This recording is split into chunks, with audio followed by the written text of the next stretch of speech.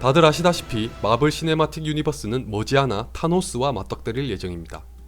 타노스는 이미 하나의 거대한 맥거핀이 되어서 관객들로 하여금 마블 시네마틱 유니버스에 속하는 모든 영화를 보게끔 만들고 있는 원동력과 다름없습니다.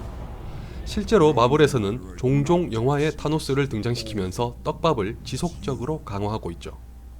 타노스는 대략적으로나마 마블 시네마틱 유니버스에서 현재까지의 최종 보스 정도로만 알고 있어도 될 것 같습니다. 단, 인피니티 건틀렛을 장착해야만 그 존재의 무게감이 더 커집니다. 어느 정도로 강한지 하나만 예로 말씀드리면 그저 손가락 한번 튕기는 걸로 전 우주의 생명체 중 절반을 없애버렸다는 건 유명한 일화죠. 아무리 코믹스지만 좀 황당할 정도지 않습니까? 마블 캐릭터 등급에서 최상위권인 리빙 트리뷰널과 원 어버브 올이 아니면 인피니티 건틀렛을 장착한 타노스와 1대1로 싸워서 이길 자가 없습니다. 지금까지 본 바에 따르면 영화에서는 능력이 약화될 것 같습니다. 그렇다면 타노스에게 범우주적인 능력을 부여하는 인피니티 건틀렛이란 뭘까요? 사실 인피니티 건틀렛 자체는 큰 힘이 없습니다. 대신에 보시는 것처럼 6개의 보석이 모두 자리하게 되면 그 누구도 쉽게 대적할 수 없는 어마어마한 힘이 발생합니다. 어벤져스 에이지 오브 울트론의 쿠키 영상에서는 타노스가 보석이 없는 인피니티 건틀렛을 끼는 걸 볼 수 있었죠. 이 보석을 손에 넣는 과정과 그것을 완성한 후에 어벤져스와 싸우는 것이 어벤져스 인피니티 워에서 다뤄질 예정입니다. 타노스가 찾아 헤매는 6개의 보석을 코믹스에서는 인피니티 잼이라고 합니다. 최초에는 소울 잼이라고 불렀으나 나중에 인피니티 잼으로 바뀌었습니다. 마블 시네마틱 유니버스에서는 인피니티 스톤이라고 합니다. 토르 다크월드의 쿠키 영상에서 콜렉터에게 에테르를 맡긴 이유를 두고 볼스타그가 정확히 인피니티 스톤을 함께 두는 건 어리석은 짓이라고 말했었죠. 코믹스의 인피니티 잼과 영화의 인피니티 스톤은 기원이 각기 다릅니다. 코믹스에서는 전지전능한 존재인 네메시스가 자신을 6개의 보석으로 나눈 것이 인피니티 잼이 탄생한 계기라고 합니다. 반면에 가디언즈 오브 갤럭시에서 콜렉터가 말한 바에 따르면 인피니티 스톤은 우주가 탄생하기 전에 있었던 6개의 특이점이 빅뱅이 발생하면서 변태한 것입니다.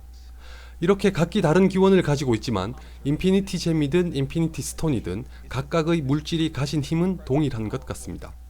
지금부터는 각각의 인피니티 잼이 어떤 힘을 가지고 있는지 알아보겠습니다. 일단 명칭은 영화를 기준으로 하겠습니다.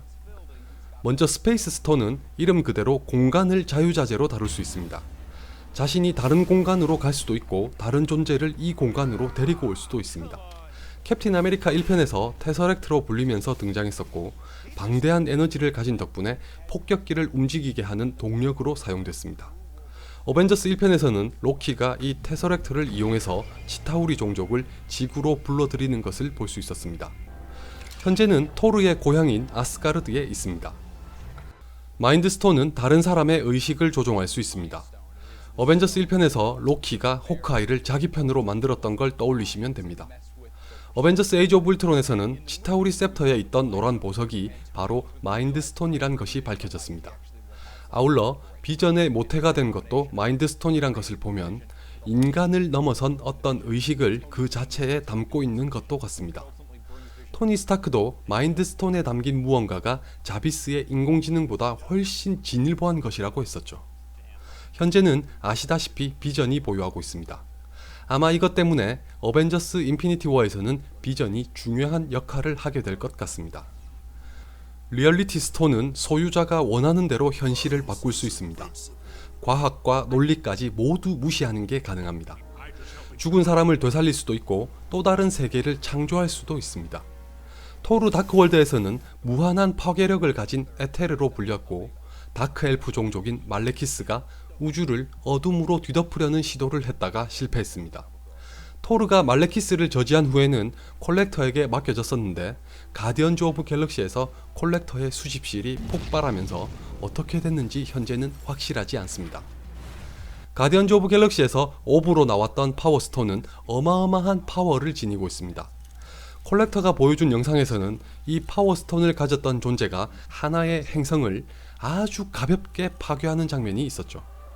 워낙 힘이 강해서 맨몸으로 감당하는 건 거의 불가능하고 가디언즈 오브 갤럭시에서는 마지막에 스타로드와 다른 4명의 멤버가 함께 받아들이고서야 간신히 제어할 수 있었습니다. 현재는 노바 행성에서 보관 중입니다. 나머지 둘은 타임스톤과 소울스톤인데 아직까지 마블 시네마틱 유니버스에는 등장하지 않았습니다. 타임스톤은 시간을 마음대로 주무를 수 있습니다. 예를 들어 시간 여행 따위는 우습고 나이를 먹거나 젊어지는 것도 가능합니다. 소울스톤은 다른 존재의 영혼을 제어하거나 조작할 수 있으며 전 우주의 생명체까지 자기 마음대로 다룰 수 있습니다. 코믹스에서는 이 외에도 인피니티 잼이 몇 개 더 있지만 영화에서는 나오지 않을 것 같습니다. 어쨌든 타임스톤과 소울스톤이 언제 등장할지를 지켜보는 것도 재미있겠네요. 아마도 닥터 스트레인지와 가디언즈 오브 갤럭시 2 그리고 토르 라그나로크에서 등장할 가능성이 높지 않을까요? 그리고 마블 시네마틱 유니버스에서 인피니티 건틀렛은 2개입니다. 토르 천둥의 신을 보시면 아스가르드에 이미 인피니티 건틀렛이 있었습니다. 케빈 파이기가 어벤져스 에이지 오브 울트론에서 타노스가 끼던 것과는 다른 것이라고 말했습니다. 아스가르드에 있는 또 다른 인피니티 건틀렛은 영화에서 어떤 변수로 작용하게 될지도 흥미진진하겠네요. 이런 걸 보면 마블이야말로 진정한 떡밥의 제왕이라니까요. 그리고 언제나처럼 우린 또 거기에 낚여서 파닥이고 있겠죠. 여러분의 머리에 인피니티 건틀렛을 끼우고 무한한 상상력을 발휘해서 앞으로 어떤 일들이 벌어지게 될지 한번 예상해보세요. 아마 제 얘기를 들으신 분들 중에는 마인드스톤만 있으면 시험 따위 우습게 볼 거라고 생각하시는 분도 계시겠죠. 직장인이라면 업무를 순식간에 처리해서 야근할 일이 없을 거고요.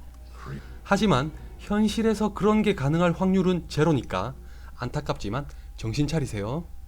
대신 고달픈 여러분에게 제 영상이 잠시나마 휴식이 되었으면 더 바랄 게 없겠습니다. 감사합니다. 항상 감사합니다. 진심입니다. 하지만 남자분들은 저한테 제발 사랑한다고 하지 마세요. 마음만 감사히 받겠습니다.